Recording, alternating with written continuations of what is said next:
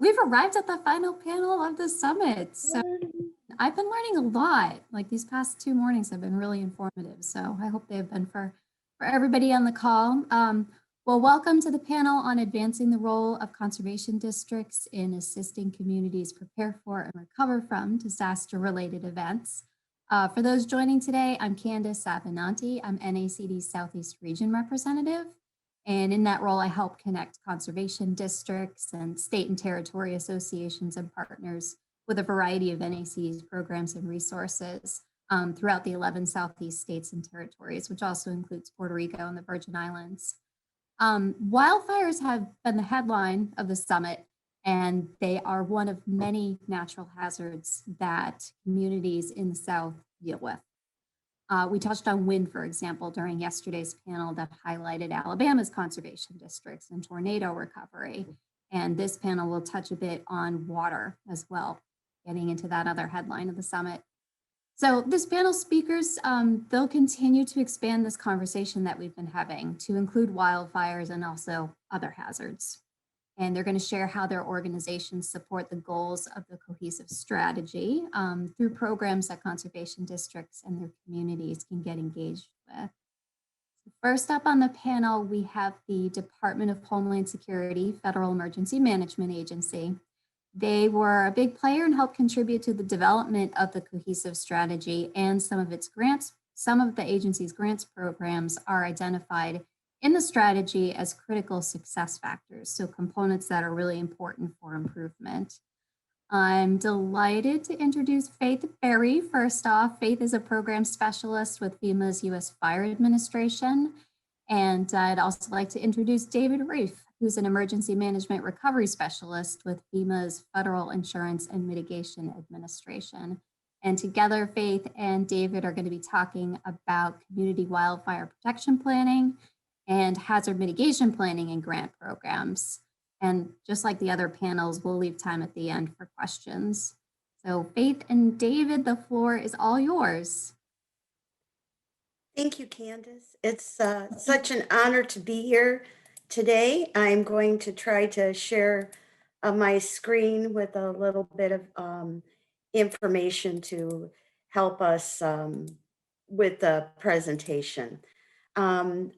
I'm going to talk about community wildfire protection planning, which is one of many good tools that can help anyone implement project work that aligns with a cohesive strategy to improve the safety of communities and emergency personnel who are responding to wildfire events.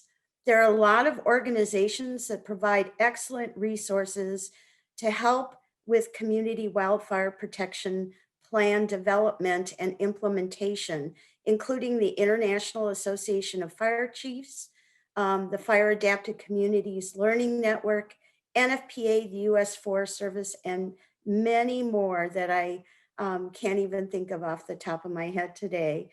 And these plans are very, very important to help prioritize and implement project work that can really make a difference in community safety.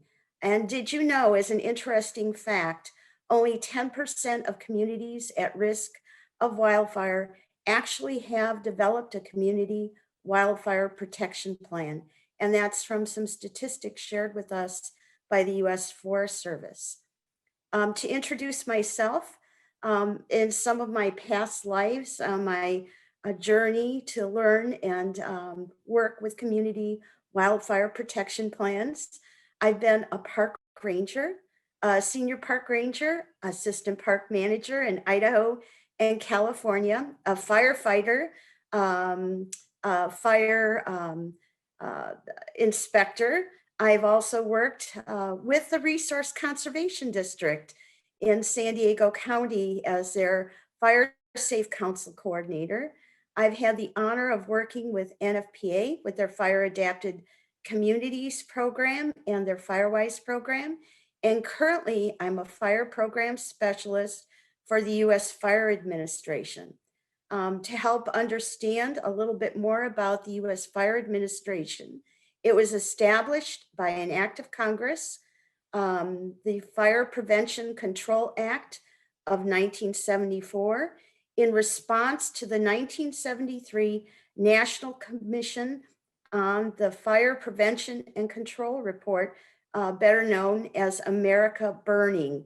And I know Gary mentioned that yesterday. Very important document if you ever get a chance to look at that. The U.S. Fire Administration is a division of FEMA, which in turn is under the Department of Homeland Security.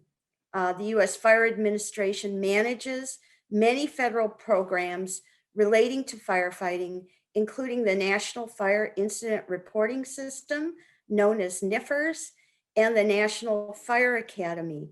And we're basing the presentation off a template that we have that you can download as a guide. It's not an all-inclusive guide, but it gives you a little bit of guidance, and that's what we're going to try to talk about today to help you as you develop your own community wildfire protection plan and your own community success story. The U.S. Fire Administration supports, strengthens fire and emergency and medical services and stakeholders to prepare for, prevent, mitigate, and respond to all hazards. Sometimes we wonder, why do we have to write a plan?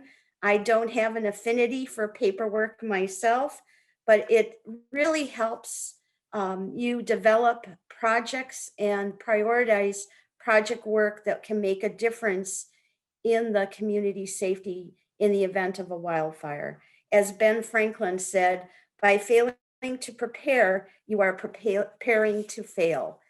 So first of all, we're going to just quick look at the agenda. We're going to look at what is a CWPP, how they support the National Wildland Cohesive Management Strategy, who to include, benefits of having one, and then David will take it from there, talking about integrating a CWPP or a Community Wildfire Protection Plan with other plans like hazard mitigation plans.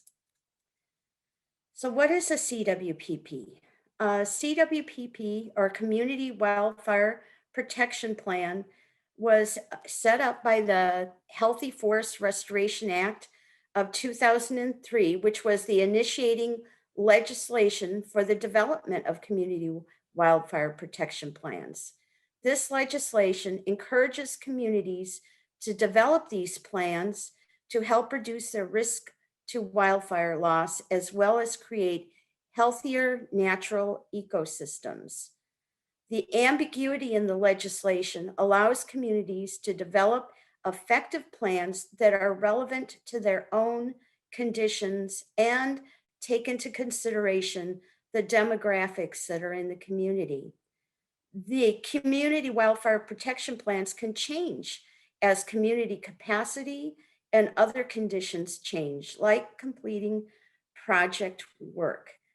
Community Wildfire Protection Plan is, as I've shared, a planning tool that helps prioritize project work and addresses the community strengths and needs. One of the greatest opportunities that I had to see this in action was while I was sitting in on the development of a community wildfire protection plan. One community handed out note cards where everybody wrote down where they worked, what their skill sets were, and if they were willing to contribute their skill sets to the community's wildfire protection plan. That community went on to become very successful. They identified the assistance of an attorney, landscape company that volunteered time. You know, you have a lot of resources that can be a part of your community success, including human resources. A Community Wildfire Protection Plan supports the cohesive strategy by, number one, helping to develop fire adapted communities that are more fire adapted. One of the ways that they can become more fire adapted is by improving collaboration, including everyone in the planning process, being inclusive. So you're developing an all hands, all lands solution. The other way Community Wildfire Protection Plan can help develop that fire adapted communities is by helping to identify the community risk. So you work on developing mapping tools and really looking at what kinds of conditions are present in the community. You research that. You look at the condition of the landscape, the homes themselves, what kind of components or parts of the home can lend themselves to ignition by embers, and then looking at solutions for those risks that the community faces.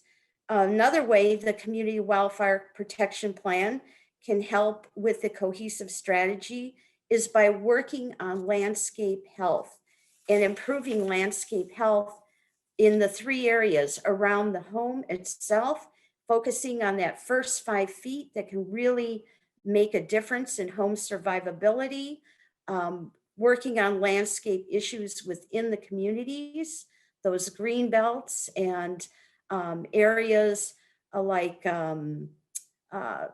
canyons in some, especially Western communities, or looking at areas surrounding the communities.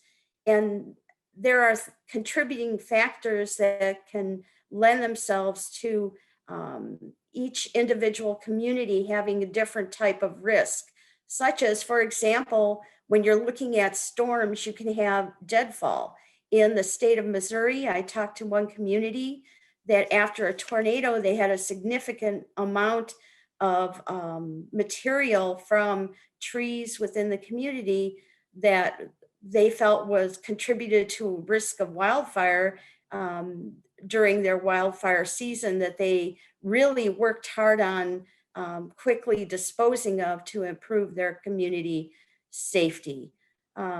Also looking at diseases, insects, what types of invasive species like cheatgrass might contribute to the wildfire risk faced by a community.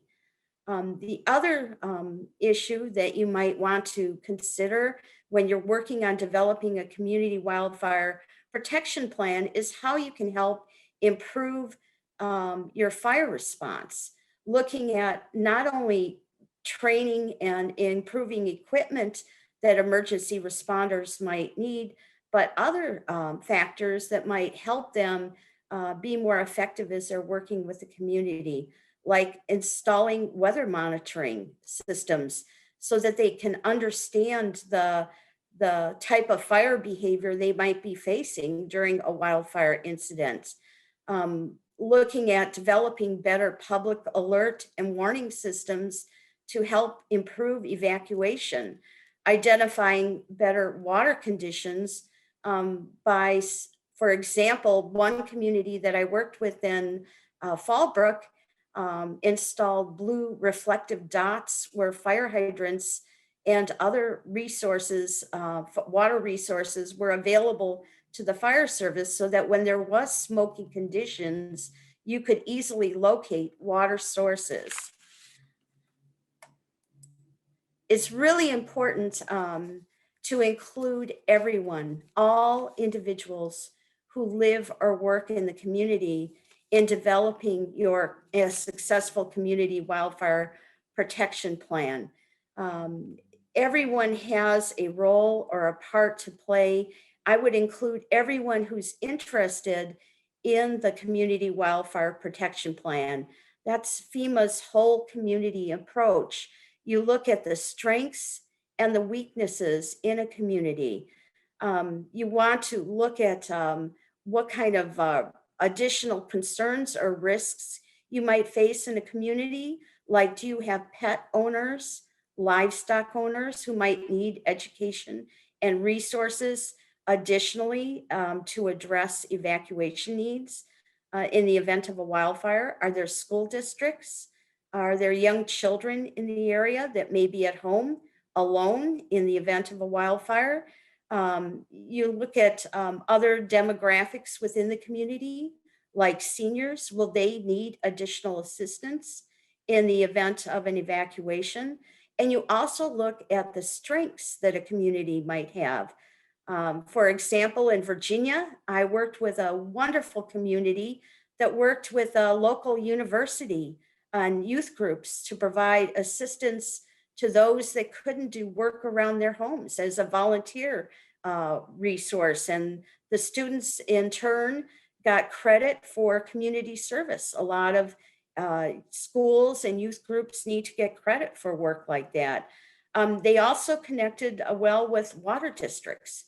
You're looking at your water supply sources. Do they have backup generators in the event of a wildfire so that they can supply water during a wildfire event if the electricity is out due to the power lines going down? Work with granges. I worked with some granges in Northern California that really engaged well with the community. Tribes, utilities, include utility companies in these discussions. What kind of work are they doing around power supply lines? Is there some way you can engage with them? Also cell towers. Very many people, myself included, were really dependent upon our cell phones. What if the cell towers are not properly maintained, and so that a wildfire will knock out the cell towers that can affect communication? Get an accurate representation of the people who live and work in your community to ensure that all the needs are identified and all your strengths are tapped into. So remember too that the Community Wildfire Protection Plan is a living document, which means that it will need to be revisited and updated as you complete project work and the community grows. So a lot of times, one community up in the mountains of Southern California had an influx of young families. So they revisited their community wildfire protection plan to address the needs of the new demographics of the community. So what are the benefits of having a CWPP? First of all, it can open up resource opportunities.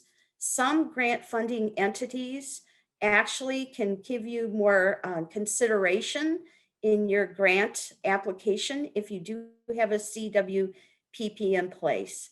A very important factor is the collaborative effort that the planning itself can help build, not only in prioritizing the project work, but building relationships that can strengthen the community, and also creating a sense of belonging.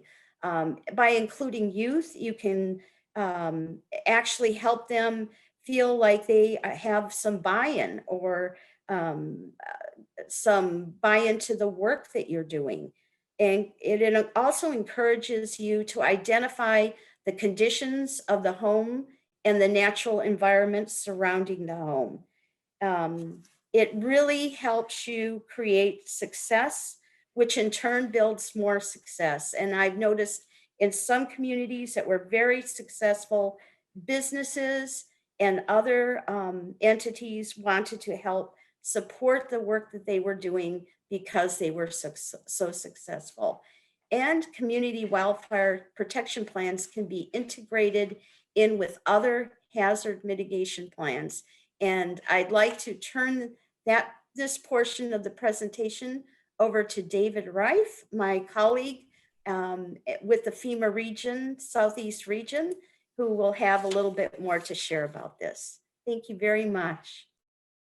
Thank you, Faith. And just to tell you who I am a little bit, my name is David Reif. I've been with FEMA for about 15 years now, all in mitigation planning, so I don't have as near the full resume Faith had, so that was very impressive. But I've been doing mitigation planning for quite a long time. I was working mitigation, so I can talk a little about that. And so mitigation, what are we? We're exactly what it says here on the side. And you can see my screen, correct? I should ask that first. Yeah. Yes. Okay, great. Okay, so mitigation is just like it says. It's anything that's going to be reducing your risk. It's any sustainable action that you're doing. It's a long-term thing. We're trying to go for things that are more lasting. It's not just a quick fix here or there that you have to redo consistently, but something that you're really changing the community and environment, that it's going to protect from those situations in the future. Now, we know we can't prevent the hazard from occurring. You can't stop a wildfire per se. You can maybe reduce it. You can help prevent some of those situations. Like, you're not going to stop a tornado, you're not going to stop a flood in most cases, but we're trying to build the community in a way that when those things do happen, it's not going to be near as a problem as it was. So we can much easily recover from that, being more sustainable community. So Faith was saying, with the Wildfire Protection Plan, mitigation planning also breaks that cycle of damage. It's going to be constructing in a way that's going to preparing to construct in a way that we're not going to see those effects. I can advance my slide here. There we go. So the purpose of the plan is just that. This is exactly out of a regulation. It's where authority comes from. And now, just like it says here, it's for state, local, and tribal Indian governments to identify the natural hazards that impact them, to identify actions and activities to reduce any losses from those hazards, and to establish a coordinated process to implement the plan, taking advantage of a wide range of resources. So we're talking mitigation planning. We're talking on 3 different levels. We have the state level, which is looking across the entire state, across every agency in the state, and how they can implement these mitigation ideas. It's how they're working together to have that uniform message and effort to reduce that risk. Same with tribes. Tribes are seen, kind of because of their authority and their structure, they're seen as a state level document as well. So we also have local documents, local mitigation plans, and that's where they're talking specific to each community, each county, city. It could be a university complex, it could be a water district, a conservation district, it could be anything that wants to participate in this plan, they can participate in this process. So this planning process is, we want to be, just like I said, that whole community approach, that whole idea. And it's going to be getting everyone at the table that we possibly can to bring all these ideas to the table so we can then, bring them forward into the plan so we can move forward. It'll help with community buy-in. It'll help with bringing new hazards and new risks people hadn't thought of. So the more people we have at the table, the better it's going to be. And that's where, as conservation districts, we see really the opportunity to jump on board. Because I know from discussing with Ann and other people in the weeks preparing for this summit, I understand that there's a lot of different governance structures of how a lot of conservation districts, approach how they operate. So it could be where they're a entity of the state, so they're going through the state side of participating in the state plan, or they're working more at the local level with the local communities and counties and whatnot. So, but as a stakeholder, if you're not seeking any funding for yourself or for your own, areas of control that you would have, you'd be working with the locals as a stakeholder, bringing forth all this information, all these ideas. If you have great, mitigation project suggestions that you want to do to not just do a fire, but maybe help replenish the aquifer for droughts, or want to, building a lot of green infrastructure for flooding, those sort of things. These are all great ideas that are welcome to the mitigation planning arena. So as you see, there are a lot of plans across the Southeast region. And this is a map that covers the Southeast region for the cohesive strategy, but it also it captures 3 different regions for FEMA. So you have region 6, which is from New Mexico all the way over to the Mississippi. You have region 4, which captures everything else except for Virginia, which is in region 3. So we almost lined up perfectly, but that one state just kind of held out there. But this is showing every jurisdiction across these 3 FEMA regions, and then the Southeast region for the cohesive strategy of who has a plan. So if you get real close, you can see some of the little gray dots in the counties where there are differences, because showing the jurisdictional level. So there's a lot of plans here. And in this area, just for example, we have 730 approved plans, which means there are 738 jurisdictions that are eligible for mitigation grant funding. And that could go towards some defensible space initiatives, or can go towards some of the building projects that we doing, something like the vents on the homes, making sure that the embers aren't getting into the home, those sort of things. There's a lot of projects you can be doing that mitigation may fund. Now, of course, there are conditions you have to meet the benefit cost analysis, get into grants. I'm not a grants expert, so I'm not going to go into that kind of detail today, but there's a lot of opportunity there. So how to get involved? The best way is, if you're unsure who to contact, is your state hazard mitigation officer. Each state has one. It's usually in the Office of Emergency Management for the state. And they're the ones that are managing the program on the state level. And they're the recipients of all the mitigation grants that are awarded. So they're the ones that would say, okay, yes, we are awarding these grants to these people. You can apply, or you need to apply through this person or that person. So they're the great place to start if you need information. After that, it'd also be your local emergency management office. So if you're working more on the local level, I said we have a lot of plans and work that are being developed, and you can contact them because typically they're the ones involved with a lot of the mitigation planning, because it comes through FEMA, and they say FEMA is emergency management agency, and that's typically where it goes. So they'd be one to reach out to. Also, you have planning commissions, council governments, other organizations like this that are also heavily involved in mitigation planning. That's another great source to get involved. They can bring forth information to stakeholder, bring forth ideas. It's a really good opportunity. So all this being said, and tying back to the Wildfire Protection Plan, is that the ideas of the two plans are very similar. So where you have the CWPP, which gets into a lot more discussions where you can get into more preparedness activities and protections, mitigation plan focuses more on those activities that are very long-term, reducing that risk, over the period of, the life of that community. So, but there's nothing stopping you merging the two together. And that's kind of what we're starting to see people see interest in, is that as long as you're meeting the requirements of CWPP and meeting the requirements of the mitigation plan, you can definitely put these documents together. So the mitigation plans don't have a template for that sense that we want this to be done in a very smart way that you can use this in combination with any other planning you have out there. So if you're doing your comprehensive plans or your emergency operations plans, we want you to integrate those ideas with your mitigation plan so they can merge together so everyone can work smarter, not harder. We all like to do that. So from all of that in with mitigation plan, it opens up some FEMA funding and some other funding opportunities that could be awarded. So what you're seeing here on the screen is some with the FEMA funding of the different FEMA grant programs we have that do require mitigation plans to unlock that funding.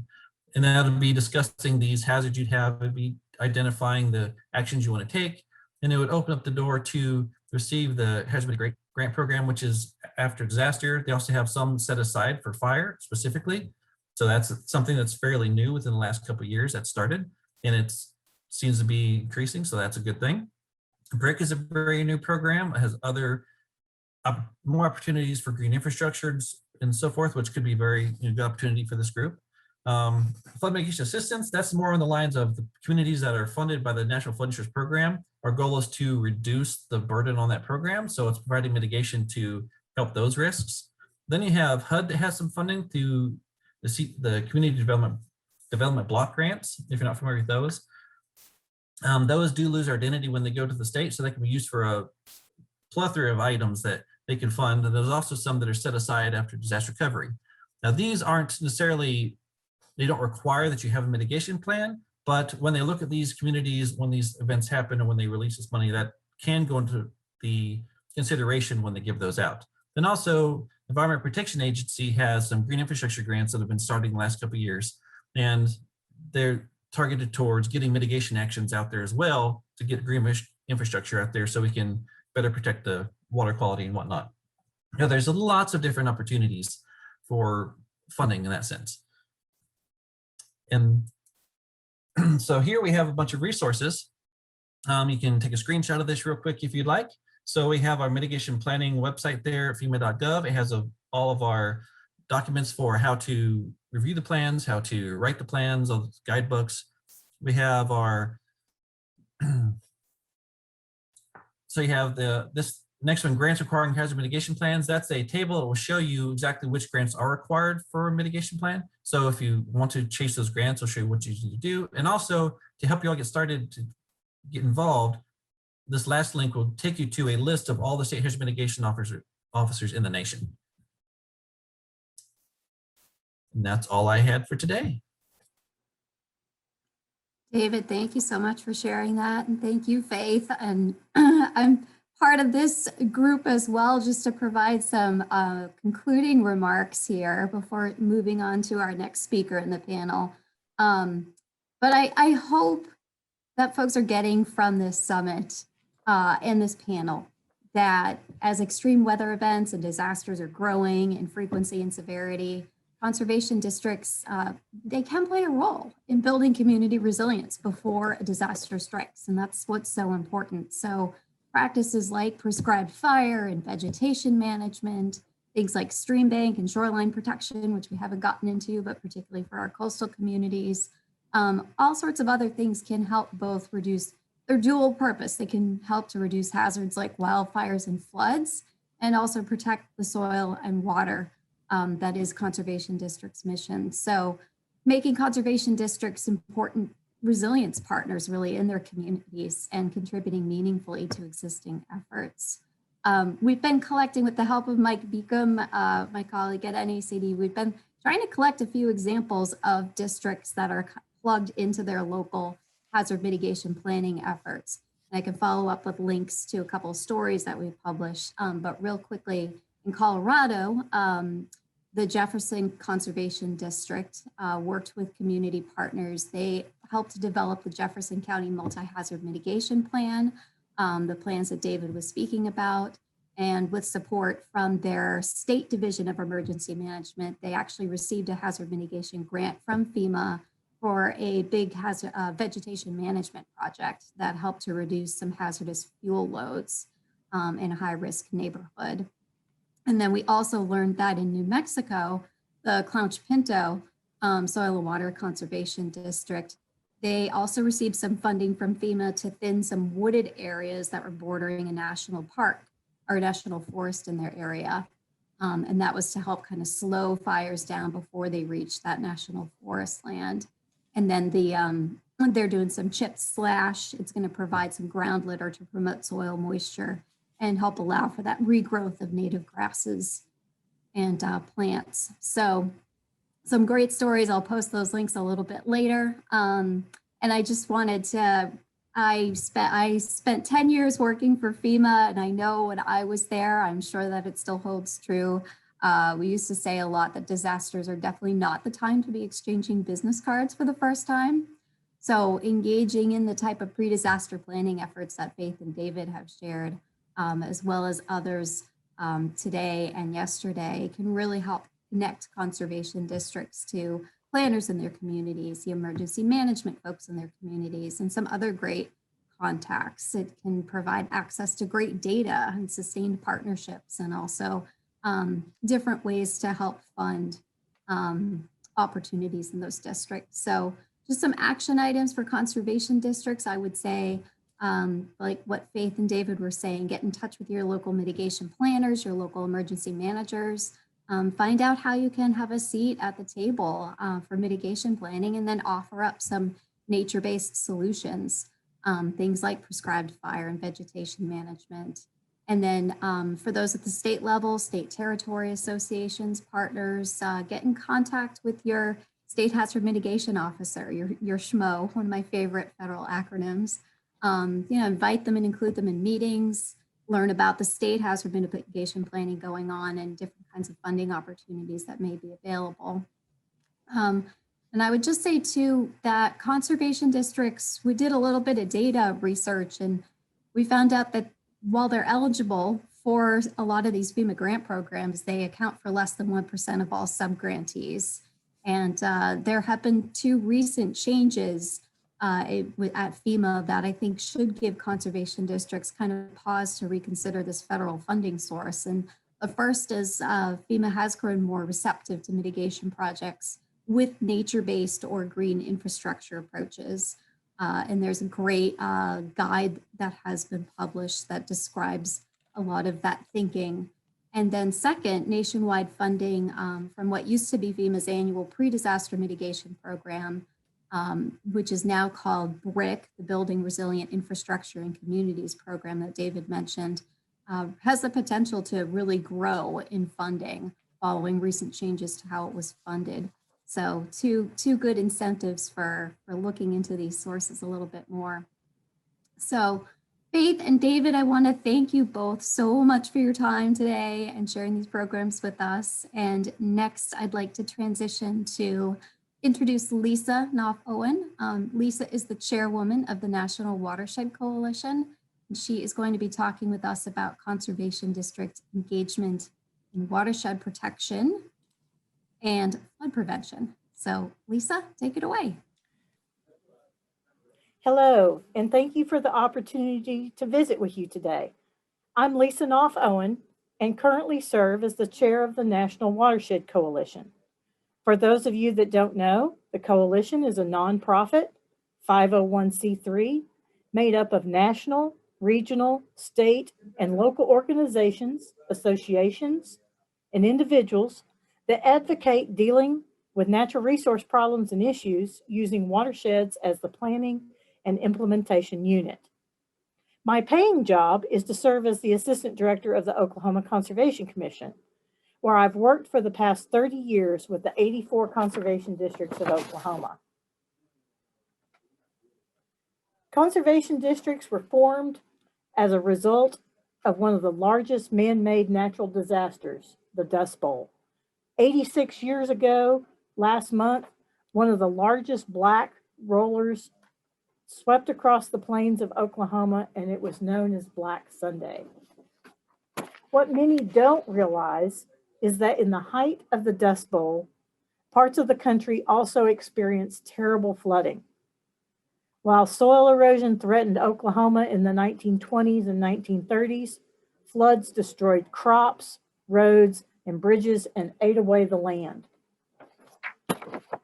Out of those concerns was the Flood Control Act of 1944 was created, which was known as Public Law 534.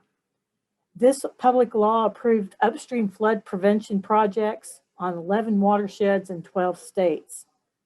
By 2018, 3,421 dams were built in 7 states, and this included over 1,000 in Oklahoma. In 1953, the pilot watershed program was enacted where 62 watershed projects were selected in 32 states. 472 dams in 27 states were constructed under the authority of the pilot watershed project. What we currently operate under is PL 536, which is the Watershed Protection and Flood Prevention Act. This was enacted in 1954, and the difference in this legislation and the 2 previous that I mentioned were that those 2 authorities were restricted to specific watersheds. PL 536 was extended nationwide and made permanent. Under this program, 7,669 dams in 47 states have been constructed. So there are now watershed projects in all 50 states and 2 territories. They cover 160 million acres. There are 11,800 watershed dams built in the 47 states. Many of the projects include dams for flood control, but they also provide fish and wildlife habitat, livestock water, recreation, and in some cases, municipal water. Benefits include protection to roads, bridges, and railways. Wetland acres have been created or enhanced. Miles of stream have been enhanced and protected, and not to mention the 97 billion tons of soil erosion that are reduced per year. In Oklahoma, we have 2,107 dams across 64 counties. These dams represent a $2.2 billion investment in infrastructure, and they provide $91 million in annual economic benefits. Watershed projects are planned and implemented by sponsoring local units of government. In Oklahoma and in many states, conservation districts serve as the primary watershed project sponsor for the majority of these dams. Other project sponsors include cities, counties, and special watershed districts. This is one of my favorite watershed statistics here in Oklahoma, and that is that 9 out of 10 Oklahomans live within 20 miles of a flood control dam. We live, work, and play under their protection. So how does a watershed flood control dam work? The concept of watershed projects is simple. A series of earthen dams are built across small tributaries to large streams. The dams temporarily store water after flood. I'm sorry, the dams temporarily store floodwater after rain events and slowly release it over a period of several days through a pipe in the dam, which can be seen in the illustration in the lower right-hand corner. This reduces, it slowly releases the water over a period of several days, and this reduces the amount of water that reaches the main river course after a rain and reduces the flooding. Land treatment programs in the watershed also help control erosion, which reduces the sediment that flows into the streams and lakes and can extend the life of the dam. These include terraces, ponds, grassed waterways, grade stabilization structures. Here in Oklahoma, watershed projects protect major infrastructure such as hospitals, schools, and nursing homes. For high hazard dams such as these shown here, the project sponsors are required to work with local officials to develop an emergency action plan on each dam, where failure may cause loss of life, and it's required by state and local regulations. As a watershed project sponsor, conservation districts have responsibilities that include easement enforcement, inspection, and operation and maintenance. These easements grant authority to the sponsor to conduct operation and maintenance. It's also allows construction, repair, and flow of water, detention of water, and access. So these projects are on private property, and landowners and others like oil and gas utilities can use the land at any time, in any manner, for any purpose, as long as it does not interfere with the work of improvement, which we consider to be the dam. It's the responsibility of the sponsor to protect the flood control dams through education and enforcement of their easements. This next series of pictures that I'm showing you here, these are some of the challenges that we've seen in Oklahoma over the past several years with encroachments on our easements. And amazingly enough, some of these things can crop up seemingly overnight. One of the biggest responsibilities for a project sponsor is the operation and maintenance of the structures. And this can include routine work to prevent deterioration or repair damage, or sometimes replace components. You can see here where we've been fortunate enough to equip some of our staff with the tools necessary to complete the operation and maintenance on their own, which reduces the cost to the state and to the district. Sponsors also have responsibilities for annual inspections. We've also had a need to do earthquake checks on high hazard dams. Anytime there's a heavy rain event, we need to make sure if water is flowing through the principal spillway, that it's not blocked up and we're having any problems. And then our relationship with landowners is one of the biggest responsibilities that a sponsor has. So quickly, these pictures show some of the inspection work, some of the things you can sometimes find if you haven't been out on a site on a regular basis. You can see why some of these things would be a problem. And so this is viewing the tower, the principal spillway tower. And then this is our auxiliary spillway. Some folks found some challenges where a landowner decided to build a garden in the auxiliary spillway. And so unfortunately, after a heavy rain event, we had a bit of an issue. Outlet channels can also be another big challenge. Some of those were built with corrugated metal pipe, and as the dams have aged, we've seen some challenges there, and we're working to address those. I really like this graphic that was created by NOAA. It shows the challenges facing parts of the country when it comes to weather and climate disasters. And we believe that the Watershed Protection and Flood Prevention Program that we work very closely with NRCS, our federal partner on, is the right-sized local, state, and federal partnership that helps solve local natural resource concerns. So I'm going to switch my hat a little bit here and talk more specifically about, in generalities, about what conservation districts can do to assist in natural disasters. As I mentioned earlier, conservation districts were born out of the Dust Bowl, and the enabling legislation that was signed into law by Franklin Delano Roosevelt allowed conservation districts to form and operate, and it was written very broadly in scope in order to allow local people to address local problems and bring partners together to find solutions. So the next few slides will show some of the natural disasters our conservation districts have assisted with in the past. This isn't necessarily a natural disaster, but we talked a lot about prescribed burn associations during the summits, and I wanted to give you an update on how Oklahoma is working with those. Our conservation districts work very closely with the 22 local prescribed burn associations that we have in Oklahoma that cover 36 counties. We've been very fortunate to have a great relationship with U.S. Fish and Wildlife Service, and we have agreements that provide the much needed equipment to get fire on the ground. Many of our district staff assisted and came together to assist with debris cleanup following a deadly tornado in South Oklahoma City. This was in Moore, Oklahoma, one of the May tornadoes that we had there.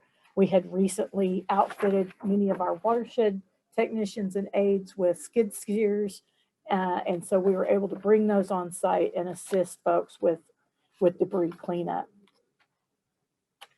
One of our conservation districts in western Oklahoma had a massive wildfire that encompassed more than 60% of their conservation district.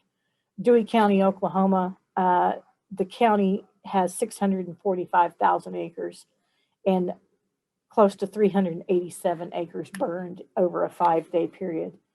And the district organized everything from hay drops to coordinating donations of fencing materials, and they worked to match up needs with available resources. Most recently, you all probably remember the 2019 spring flooding event on the Arkansas River, where water had been held back as long as it could, but they had to keep it moving in order to avoid flooding Tulsa in too horrible of a fashion.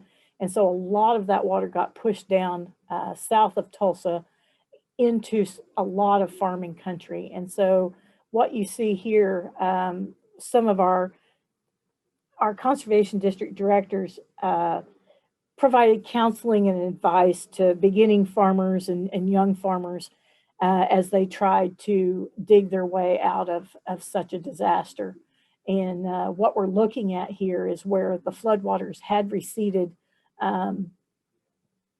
after a few days, and then the sediment that was built up from that flood. And so in the upper photo, you're looking at sediment deposits from the flood, and then in the lower right are the remnants of what that corn crop looked like after the floods. So conservation districts have been assisting with disasters for more than 80 years. They're perfectly equipped to do that, and they continue to do that today. They learn from the past to help protect the future. Conservation districts remain a vital partner in addressing natural resource concerns and assisting with disaster-related events. That's all I had for you today. I thank you for the opportunity to speak with you, and I'd be happy to answer any questions. Thank you. So thank you for all of that. And I will move on to Mr. James Tillman, who I see on the screen. We have our final speaker. James is a regional conservationist for the Southeast with the U.S. Department of Agriculture, Natural Resources Conservation Service. And he is going to share with us some NRCS programs and initiatives that also help to support the goals of the cohesive strategy. And James, before you get started, I've been looking, I don't see Sal. Do you know if he'll be joining, or is it just you today? So Sal, visit with him. He just got well. He's not going to be joining us. He's having a few hiccups, and so he's tucked in up under the cover. So he's not available right now. All right. Thank you. We'll take it away. Okay, thanks so much. And Ms. Ann, and I think Candace too, and all of you, I think this is so appropriate as we begin to think about, not just begin to think about, but as we talk about soil and water conservation districts and the important role they play. And I know, Lisa, I definitely want to get a copy of your presentation, because just sitting here listening to your comments and listening to, as you talk about over 80 years and the benefit and the work of soil and water conservation districts and the role they play. And I think about some of my visit with Mr. Steve Coleman and Mr. Charles Holmes. I mean, you have really hit the target there, and the role that conservation districts play with watersheds and in local communities. So, and I know as a Natural Resources Conservation Service, and I know, Candace, we work closely with you. When we think about disasters and think about working with disasters, one of our initial thought processes is, and that is working through soil and water conservation districts. Even throughout my career, approximately almost 40 years, I remember some of my first words with soil and water conservation districts that NRCS we always use, and that is, we serve at the pleasure of soil and water conservation districts.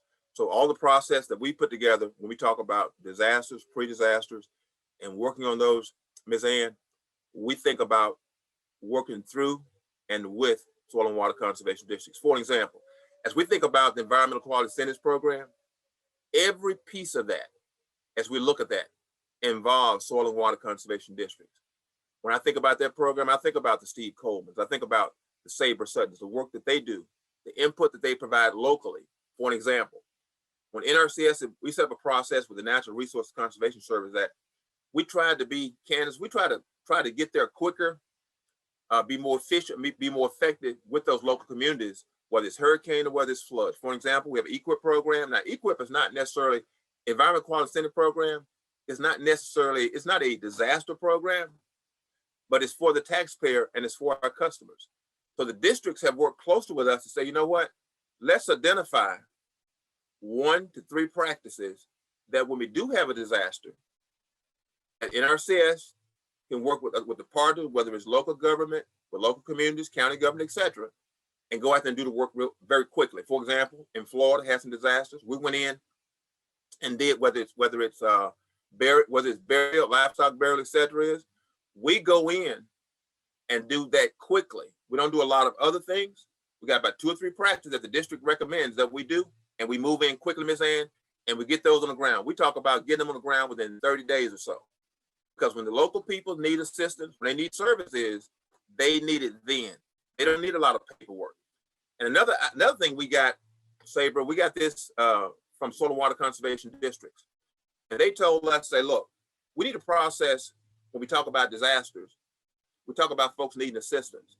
We need a process where if they need to start to work tomorrow, that they can start to work tomorrow. So our chief, in prior years, we implemented a waiver. So that means that producer, he or she can go and get started. They got the work to do. They get the contractor. We give them a waiver, and they can do the paperwork later. Okay, can do the immediately. That's the way NRCS, our partnership districts. That's the way, one of the ways we address disasters. And I often think about we think about Coleman, and whether we're talking about legislative issues or things we're trying to get ahead of time, is he always talks about being preventive. Another avenue we take a look at when we look at some of our easement programs. We have an easement program that not only put resource protections on the ground, Candace, you're very much aware, is it's a process, maybe non-traditional a little bit. It goes in and we may purchase that easement, work with producers. If it's flood land and it floods all the time, then we work with that producer to purchase that easement part of that, and we address that particular area and hopefully move away from that, whether it's community or whether that producer from having those particular issues. Now, we don't take the land. Producer still has the benefit if they're sitting out on the porch or walking down with the grandkids and walking around those particular areas, they still get the benefits of that. But that's one of the ways that we work with producers And as we talked to Jimmy Bramlett, our Deputy Chief of Programs, has he helped us structure some of those kinds of things, working with districts, it make those kind of avenues happen. So that's some of our easement programs. And as you look at a number of the easement programs, we work with whether it's the county government to help work through the agreement piece and actually work through the construction piece. It's not something NRCS or their staff try to do all the work on. We help that community rebuild itself. We are part of that, and we do it quickly. We try to focus on, whether it's forestry, whether it's cropland, non-industrial forestry with private landowners is. It's kind of like Charles Holmes sometimes. When you speak with him, he always talk about what's happening locally. He always talk about is how's it going to work on my land? How's it going to work on my neighbor? Does it work for them? And so this program that we have, this disaster program, the whole process is one thing the acting chief Terry Cosby always highlights, prior chiefs always highlights, and that is let's be flexible. So we oftentimes have an opportunity to waive some of those policies to allow us to move quicker. Now I'm gonna just be frank about it. Every place I've been, even when I started with this agency back in 1982, all the input and those folks who trained me, took me out on their farm, was district supervisors, was the locally led folks, districts. And that's why we are where we are now. And that's when you look at whether it's the Conservation Security Program, or whether the EQIP program, or the EWP program. And I know I'm doing acronyms to try to get away from that. And so oftentimes when I visit with Gary Blair and we talk about forestry, those kinds of things, he always reminds me is we need to talk plainly and talk simply to our producers. So let me just talk a little simple to you. So we'll stick away from the acronyms is we work with producers and we meet them where they are. And I want to share just a little story with you. And it's something I heard from Bill Sack. It's probably been 12 years ago. And I won't go through the whole process. I'll just mention just a few sentences of it. And it's something that we try to do, Candace, and I've worked closely with you and I've learned from you. I'll listen to as you set priorities for the districts, and we try to work our way through those. But I heard Bill Sack ask a panel of individuals one day, and he asked them, he says, if USDA could do one thing for you that would have the most impact, his hand, he asked, what would that one thing be? And there was about 6 folks on that panel. And I can't remember all the things that those panelists talked about. But I remember that last individual, he got up, he was an elderly gentleman, and he kind of gradually rose to his feet. And he turned to the secretary and said, Mr. Secretary, he says, if there was one thing that USDA can do for me would have the greatest impact on my farm. And Gary, he said, if USDA could meet people where they are. And ever since that moment, everything I've tried to do, everything we've tried to do with NRCS, working with districts, and I know getting feedback from Jeremy and Michael Crowder, and that is to meet people, meet farmers, meet communities where they are. If they have difficulty reading, we meet them right there. If they don't have transportation, we meet them right there. If they have issues on the farm, we meet them right there. So when I was visiting with Salvador Salinas and we put this presentation together, that was one of the comments that we always talk about and we remember. And that is through disasters and working with conservation districts. And they have been one entity that have helped me and always remind me, and that is to meet people where they are. So that's our presentation from Salvador Salinas and myself. Thank each of you. And as I tease my mom sometimes, she asks me what are some of the most important things that I do. And I always tell her is working with people and helping people do things otherwise is difficult to do by themselves. And I guess that's why they call us a strong partnership. Thank you so much.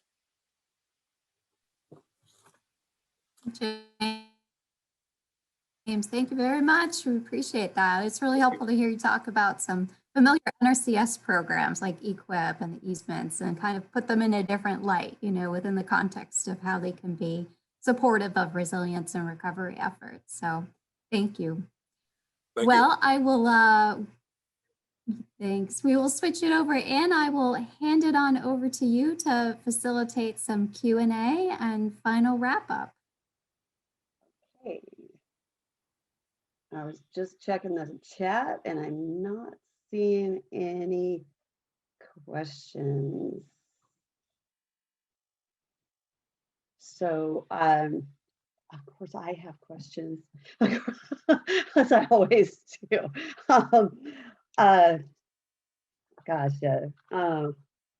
Lisa, I feel for you. I hate technology sometimes, but we are so dependent on it now. And Faith and David, all of the information that you included, all the different links, all the definitions, the plan template, those are so helpful all through my years of helping folks and communities develop community wildfire protection plans. They were so new, and it is going on almost 20 years ago, but there's been, you know, probably millions and millions and millions of dollars that have gone to local communities because of developing a community wildfire protection plan. Sadly, at the very beginning, when HFRA, or Healthy Forest Restoration Act, passed, you know, it was kind of a drive for the money, and they weren't so focused on what the plan was supposed to do, and sat on the shelf, which we even talked about yesterday. You know, you write the plan, but like Kathy Gosher said, you got to do something with it. You know, the plan is only as good as the people putting that work on the ground. It can't sit there, and you do need to update those. So David's suggestion in keeping those community wildfire protection plans part of the hazard mitigation program plans is really critical to a 5-year update, if I'm not correct. Is that right, Faith? David? Yes, the mitigation plans are in a 5-year cycle. Okay. So that helps, and it is really one of the crux and the key pieces with the fire adapted community, which is part of the cohesive strategy goal. And it not only just that process of doing an assessment of your area that gets you connected to the people that are doing assessments that care about the land as well, but also your emergency response folks that you want to have that relationship early. There's a lot of things with assessments on resilient landscapes and that goal area of cohesive strategy that makes it difficult sometimes to put your CWPP together. A lot of times it's the assessments and the data is extremely overwhelming. So with all the tools and the tips and the different ones that we've had during this summit, when I put together that desk guide I was talking about, the specific ones that were for the Southeast will be in a section for the Southeast. So that will help you connect up with people that are in the same type of landscapes or in the same region, and you'll have a broader network to work with. One of the questions I had and actions to follow up, I definitely want to touch on, were looking at what Lisa said with the flood control. And I know Gary Wood early in the day here talked about dry hydrants and such. I definitely want to follow up and see what type of connections there are between what the Regional Strategy Committee has worked on for quite some time, as well as, Lisa, what you've done with those, and really try to make that connection between those two very different networks, so that it's a little more seamless, and conservation districts can really help lend their expertise to what's happening with the strategy committee. Lisa or Gary, is there anything that you would want to add, or anything that you think maybe didn't get covered about dry hydrants and such? Dry hydrants were a big program in Oklahoma back in the late 80s, early 90s, but I've not heard too much about those in recent years. But because so many, and the structures that we have are on private property, but we have had opportunity, National Guard has used those in firefighting as water sources as well from helicopters. So we do have that relationship also. Yeah, the dry hydrants were very popular back in the mid to late 70s, early 80s, into the early 90s. You think about the demographics and the changes in a lot of our rural landscapes across the Southeast. A lot of them now have some actual water system districts where they actually are using water towers for pressurized systems, but those systems are only designed really for potable water. They're not designed for, structural firefighting like you get on a municipal system in a town. And, I always try to go back to thinking about being as prepared as you can be. Particularly like with Frank's presentation that he gave, if you've got a farmer that's got a water hole there or a pond, that he could go in and put a dry hydrant in that's closer by to his barn, that's going to help him in case that barn or hay fire catches on fire, or equipment shed, etc. So in that planning and like David and Faith's presentation of mitigating, thinking ahead, looking what those hazards and risks are and try to mitigate those, there's still an opportunity for dry hydrants out there. And I think about even in the county that I live in, which is now a bedroom community for Raleigh, North Carolina, but our fire departments here, who are very good and very well equipped, have established a tanker task force because they know that it takes water. And as we're seeing a lot of the houses that are being built out further from these urban areas are large houses. I mean, big ones. And big fire takes a lot of water. So I would still encourage folks to put those in, and look at those opportunities as you're out there on the ground, like James said, meeting the people where they're at. If there's an opportunity, they may not have even thought about that dry hydrant. So it's a good thing to share and encourage them to do. Completely agree. And we also have a conservation district out in the panhandle of Oklahoma that's working with, seeing the picture behind James made me think of it, the irrigation center pivots. Yeah. They're working to get those equipped and outfitted so if there is a wildfire that they would have a source water there as well. So we've got, after they experienced a pretty severe wildfire last year, they've started working on that program. I have to say something too, James, about your picture. What hit me is that it reminded me of a recent picture I was putting in the desk guide as I'm developing it. And that's like, there was one friend of mine that lived uphill from one of the large wildfires in Clackamas County in Oregon last Labor Day. And because he went to the Clackamas Soil and Water Conservation Wildfire Preparedness Day, he heard the principles about FireWise and what Megan and Frank had talked about.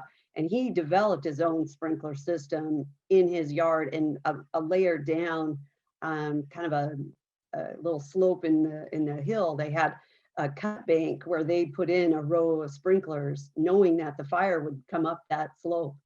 And it saved their house, it saved their barn, it saved their outside garden area. So yeah, it definitely is a good background picture, James. One thing that I wanted to touch on yours. Oh, go ahead, James, I'm sorry. No, I was just going to say that that's a good point, and the point that Gary made too, because I remember resource conservation districts used to always work with dry fire hydrants. It kept a lot of the communities, kept some of their fire costs down, reduced some of those on their home costs. The other part of it is, it just, like you say, it just saved lives. So a good point, excellent point. Right. One of the things that I think that I want to touch on with you, James, is that I really liked what you said about, the waivers and getting things happening quickly.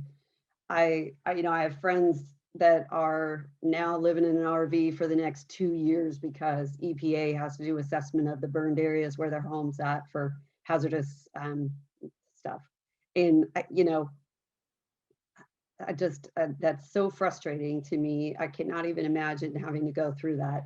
And so what you're saying, I think, really hits home. Is there any way that just that concept and the things that you talk about and getting assistance to the ground faster, is there a way that conservation districts can help with that, with some of the other programs maybe administered by some of the other agencies?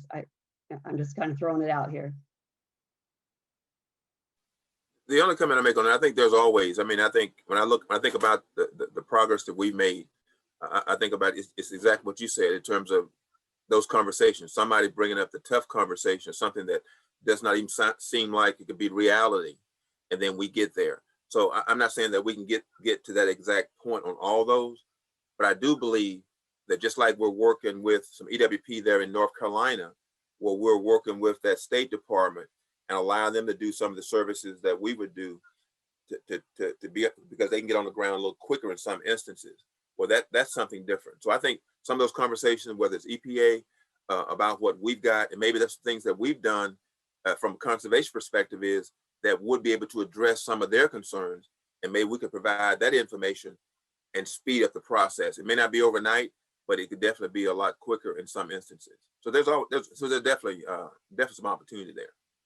I really appreciate that, James. I mean, in several of the corridors coming off of the foothills of the Cascade Range in Oregon, clear, from all the northern line down to the southern end border of California, there's thousands of homes that were burned this last fall.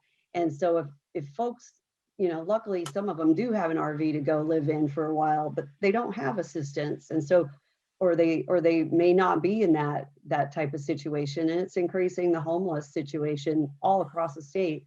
And I think that happens a lot with any disaster. It doesn't have to be a wildfire, it can be flooding, and there are programs and such to help folks, but it doesn't always happen fast enough, as you said. So any of that common sense that you talked about, that Gary also said earlier, that isn't so common. I think the more we can do to try to share that and get this back into reality, to provide help for folks, with your help and others on here, I know they're all willing to step up and come to the table to talk through that and make that happen. I appreciate that. All right. Hopefully that was useful for folks, and I don't see any questions still in here, and I'd like to turn it over to Coleman Garrison if he's on, and Mary Scott to provide a little bit of a policy update. I think Coleman had to jump off, but I am happy to give an update on what NACD is doing on the policy front. For those of you that I don't know, I'm Mary Scott. I'm NACD's Natural Resource Policy Specialist. I am based in Washington, D.C., and I am a member of the Government Affairs team, and I handle all of the natural resource policy for NACD. So just a couple of pieces of legislation that I want to flag for folks, and some regulatory affairs, and then of course, if folks have questions, happy to answer them at the end as well. So one of the big bills that NACD has been working on since last year is the Emergency Wildfire and Public Safety Act. That was introduced by Senator Daines from Montana and Senator Feinstein from California. And what this bill is, it really is a sweeping bill covering quite a bit in the wildfire space. It does bolster prescribed burns and grazing by providing categorical exclusions for those two activities, as well as some other forestry management related activities. There is some funding for bioenergy grants in that bill as well. And there's also a section on education and training for early career professionals that may be interested in exploring careers in forestry and wildfire management. So NACD last year sent a letter to Congress asking them to pass it. Unfortunately, with everything that went on last year with COVID, the bill did not pass, but rumors that I've been hearing from Capitol Hill, it does sound like there's a good chance it will make it across the finish line this year. So we'll be working on that bill in particular.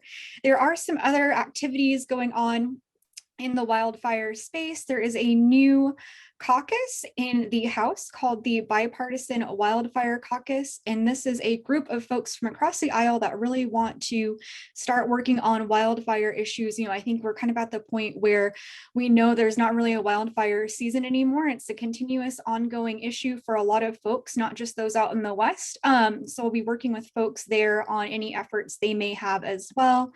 And then of course, Western Caucus, which has more members that are not Western as well, routinely takes up wildfire issues. So we do work with them on those issues as well. And then on the regulatory front, NACD does comment on various activities through USDA and Department of Interior. One of them that I want to flag for folks was Department of Interior's strategic management plan for invasive species. We commented on this last year, and this was a win for us. We did get some of our suggestions added into the final management plan, and that was to increase education and training on invasive species issues. So that kind of gives a flavor of what we're doing in the government affairs shop as far as natural resources go. But if folks have any questions, happy to answer them, or if there's any particular issues that folks are interested in, please email me at any time if there's anything that I can do from a policy standpoint to help.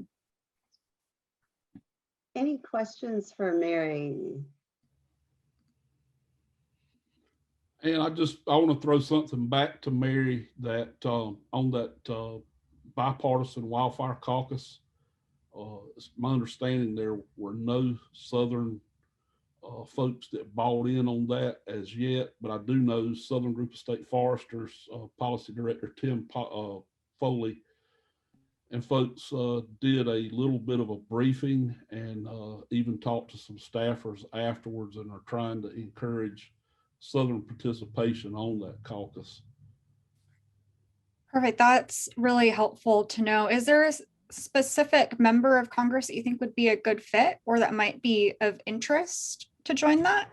Well, I know they were trying to get with Mr. Westerman out of Arkansas, since he is a registered forester. Yeah, that's kind of where my mind went as well. Do you work with Tim Tim Foley? I haven't worked with him yet, but he would probably be a good person to reach out to and make that connection. Yeah, I'll try to get your email from Ann, and then I'll get Tim to email you so y'all might can talk on stuff. Yeah, no, that'd be great. And I'll actually shoot my email in the chat so everyone has it. Thank you much. Good question, Gary. Thank you.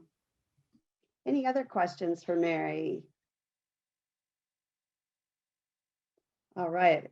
So, hang on. Thank you so much for putting that in there, Mary. I am not seeing any other questions. I know that we're running long, and I appreciate everybody for staying on. And I think all of the sessions today were fantastic. And I want to thank all of the speakers for all of your hard work and putting together the presentations and sharing with us, what you do best and how you're working through these things, and that you're here to help with, accelerating the goals of the cohesive strategy and helping to educate all of us about what your programs are and where we can help. I am going to pass a little bit on the focus on actions. I tried to include those actually with some of my questions just now. So with that, I would like to say a special thank you to the host state of Alabama and Charles Holmes and Sabra Sutton. Thank you, thank you, thank you. And also to Gary Blair for your leadership in the planning group, all from the very beginning. It's just made everything go very smoothly. So thank you again for the leadership on that, and the host of Alabama. Thank you to our region reps, Candace and Keith, for both your involvement with the planning group. Candace, your experience with FEMA really, really worked very well with that panel and sharing the resources. I do expect a lot to reach out to you in the future and really try to get some help with understanding, implementing some of the FEMA programs and moving the needle, or the dial, however you call it, just to help the southern area, southeast area, touch base with getting some of that grant funding to help with recovery and preparing.